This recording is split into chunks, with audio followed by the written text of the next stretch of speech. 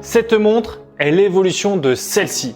Cette montre est très cool, mais avec, je ne peux pas faire ça.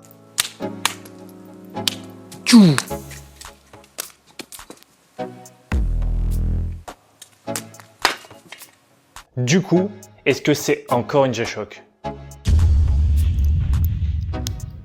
En 2019, G-Shock sort la toute première GA 2100 qui deviendra un véritable best-seller de la marque. Puis, plusieurs versions vont suivre ensuite dans différentes couleurs, différentes tailles, etc.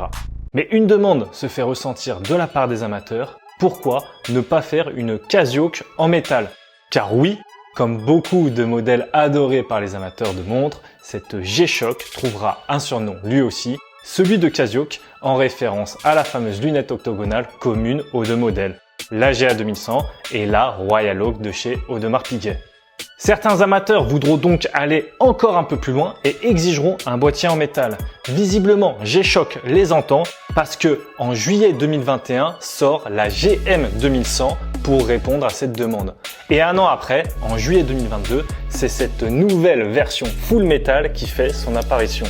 Et comme nous avons pu porter et tester beaucoup de versions de Casio, les vidéos sont disponibles sur la chaîne secondaire Montre ton calibre, je peux vous dire que l'on attendait cette nouvelle full metal avec impatience afin de vous délivrer notre avis.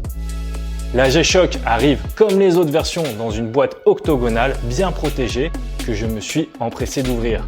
Au premier coup d'œil, la montre est vraiment belle et bien finie. Cette nouvelle version est donc en métal avec une finition PVD. 3 couleurs de la GMB 2100 sont disponibles. La D1AER type argenté, c'est celle que j'ai au poignet.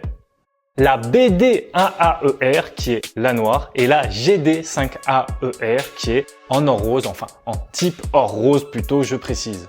Je pense que chacune d'elles a ses avantages. La mienne est, je trouve, la plus habillée et ce sera probablement celle qui intéressera le plus de monde.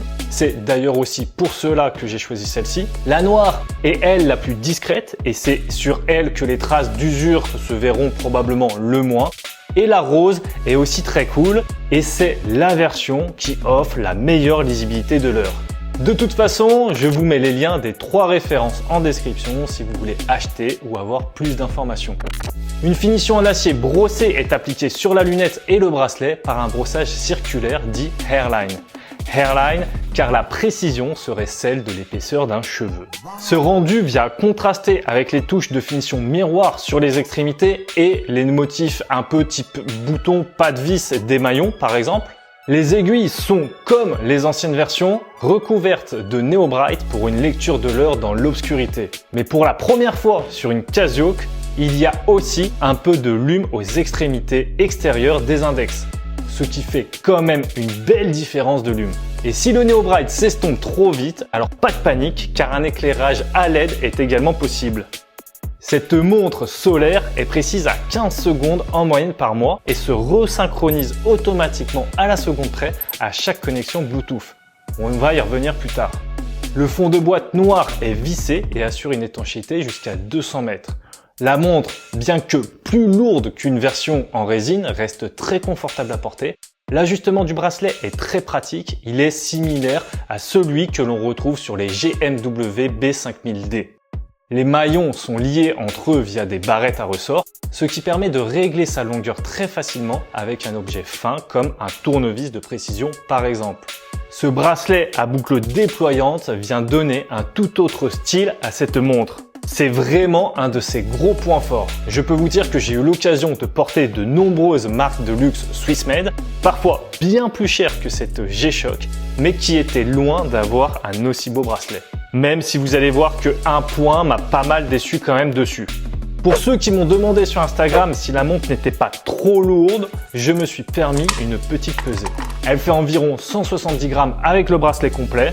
À noter que j'ai enlevé 6 maillons, donc on est plus dans les 150 grammes, ce qui est à quelques grammes près le même poids que la Seiko 5 GMT ou encore la Econeutra Avero 39, réglées toutes les deux également pour mon poignet. Donc non, la montre n'est pas trop lourde. J'aime aussi beaucoup les petits index ronds sur les maillons qui peuvent faire penser au bracelet de la Cartier Santos. Petite déception en revanche, c'est sur le fermoir, qui est selon moi pas au même niveau que le reste du bracelet, ce qui est un peu dommage. Avec cette version de la Full Metal, on s'éloigne un peu de la montre à tout faire pour pouvoir se rapprocher d'une montre plus haut de gamme. On pense forcément à la Royal Oak, mais aussi à d'autres modèles comme la Cartier que l'on vient de citer. J'adore le rendu final, mais je n'arrive pas à comprendre pourquoi ils lui ont pas mis un verre saphir, ce qui aurait fait, selon moi, beaucoup plus de sens. La GMB 2100 embarque le module 5691 qui semble être un nouveau module, mais pour être honnête, je ne vois pas tellement ce qui change entre ce module et le 5689 qui était utilisé dans la Bluetooth Solar en résine. Les deux montres sont toutes les deux solaires et Bluetooth et semblent fonctionner de la même manière. On retrouve une indication de mode à 9h, WT pour World Time, l'heure du monde, ST pour Stopwatch qui est le chronomètre, TR pour Countdown Timer qui est la minuterie, AL pour alarme. Je ne pense pas qu'il y ait besoin que je vous fasse la traduction ici. Les graduations HML du bas indiquent quant à elles le niveau de la batterie solaire. H pour high, élevé, M medium, moyen, L low, bas. Et pour le logo Bluetooth du milieu, je pense que vous avez compris pourquoi est-ce qu'il est ici. On retrouve comme d'habitude sur ces Casio un double affichage analogique et digital. Le petit écran situé entre écart et la demi sert aux différentes fonctionnalités que l'on vient de voir et affiche les secondes en haut et la date et le mois en bas lorsque la montre est dans sa position normale de l'heure. Le Bluetooth, quant à lui, a l'avantage de venir simplifier les réglages de sa montre via l'interface de son téléphone, même si, bien entendu, nous pouvons toujours le faire via les différents boutons poussoirs. Je vous montre un petit peu comment ça marche. Tout d'abord, vous téléchargez l'application Casio Watches. Une fois que c'est fait, vous restez appuyé sur le bouton Mode environ 3 secondes jusqu'à ce que l'aiguille de 9h se mette en position Bluetooth pour se connecter à l'application. Vous verrez ensuite que vous pourrez faire tous vos réglages depuis l'app, que ce soit pour la mise à l'heure, le réglage des alarmes, etc.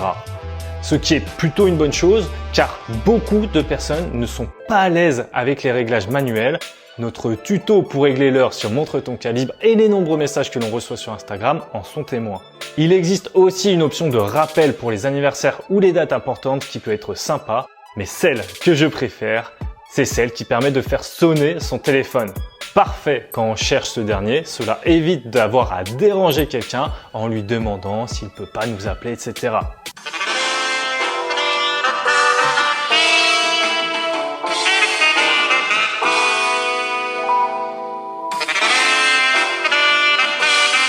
Mais bien sûr, on peut également s'en servir pour simuler un appel pour nous sortir d'une situation un peu inconfortable de temps en temps.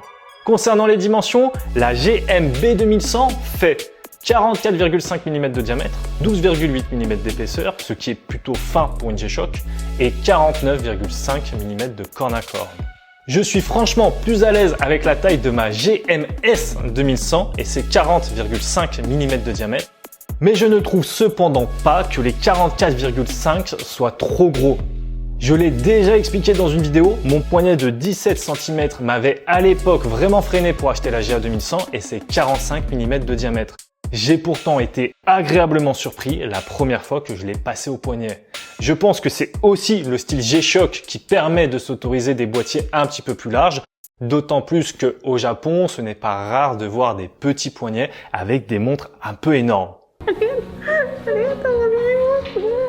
Par contre, je pense que c'est un peu la limite et si vous avez un poignet inférieur à 17, je ne vous la recommande pas. Même si j'ai peut-être une idée que je vais vous donner en fin de vidéo. D'autant plus que le premier maillon de chaque côté ne pivote pas, ce qui est très bien lorsque la montre est à la bonne taille, mais qui peut aussi créer du jeu si ce n'est pas le cas. Mais est-ce encore une G-Shock? La GA 2100 est à 100 €, la Bluetooth solaire GAB 2100 est à 150 €, la GM 2100 boîtier métal est à 200 € et la GMB 2100 full métal solaire Bluetooth à 550 €. C'est la question que beaucoup se posent.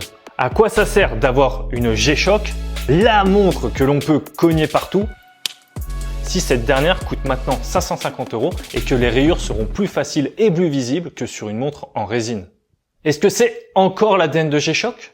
Est-ce que l'on n'est pas venu à l'opposé de la G-Shock Ball? Vous savez, cette montre dans une balle rebondissante en caoutchouc qui était en fait le tout premier prototype de Kiku et eBay. Et enfin, si cette montre est bien étanche à 200 mètres, comment pensez-vous qu'elle va ressortir si on lui fait subir une chute de 10 mètres? Vous aurez probablement raison de vous poser toutes ces questions. Cependant, je pense pour ma part que ces sorties restent quand même géniales. Il faut garder en tête que 1. Ces montres n'ont pas pour ambition de venir remplacer les montres en résine. Et 2. G-Shock répond simplement à une demande et ce serait dommage de ne pas le faire. Surtout quand on voit tous les business de mode Casio qui se sont créés ces dernières années. De plus, s'ils ne l'avaient pas fait, on leur aurait probablement reproché de ne pas écouter leur communauté. Pour un peu mieux illustrer mes propos, je vais vous prendre le même exemple que j'ai sorti à un copain le week-end dernier. Imaginez plutôt que vous êtes chef et que vous finissez premier à un concours de cuisine. En guise de trophée, on vous remet un couteau en or. Allez-vous pour autant l'utiliser pour faire vos prochains plats? Non? Bah ici, c'est un petit peu pareil. Je vois plus ces montres en métal comme un hommage au beau sens du terme aux modèles en résine. Elles sont faites pour les vrais fans de la marque, les collectionneurs qui voudraient aller encore un peu plus loin. Je connais beaucoup de fanboys de la G-Shock qui étaient ravis lorsque la GMW B5000D Full Metal est sortie, car enfin, ils pouvaient porter une montre G-Shock plus habillée pour les soirées. Alors certes, ce sera plus une soirée en club qu'une soirée de gala, mais vous avez compris l'idée. On s'éloigne effectivement de certains codes de G-Shock, mais l'ADN est encore bien présente. Par contre, la montre coûte plus du double que sa petite sœur en résine, ce qui pourra en retenir quelques-uns. Mais encore une fois, ce seront probablement pas les fans hardcore de la marque. Les collectionneurs de G-Shock savent eux que lorsque la GMW B5000D est sortie, tout le monde la voulait, allant même jusqu'à retrouver la montre plus chère sur les sites de vente d'occasion que son prix en boutique. Et lorsque les clients vont juger cette montre trop loin des standards de G-Shock, les collectionneurs assidus savent bien eux qu'une version de la GMW B5000D est sortie en titane, la Tran Trixie, pour un prix de 1600 €. Et que dans sa version MRG, la MRG B5000 BA1DR est affichée à 4000 €. D'ailleurs, j'aimerais bien un jour faire une vidéo dans laquelle je compare les différentes gammes de prix de G-Shock avec un modèle à 100 €, un modèle à 500, un modèle à 1500, un modèle à 4000, etc. Donc si c'est un format qui peut vous plaire, faites-le moi savoir dans les commentaires. Pour ma part, je pense qu'un meilleur fermoir et un Versaphir n'aurait pas été du luxe, surtout à ce prix, mais je reste conquis par cette montre et je l'adore.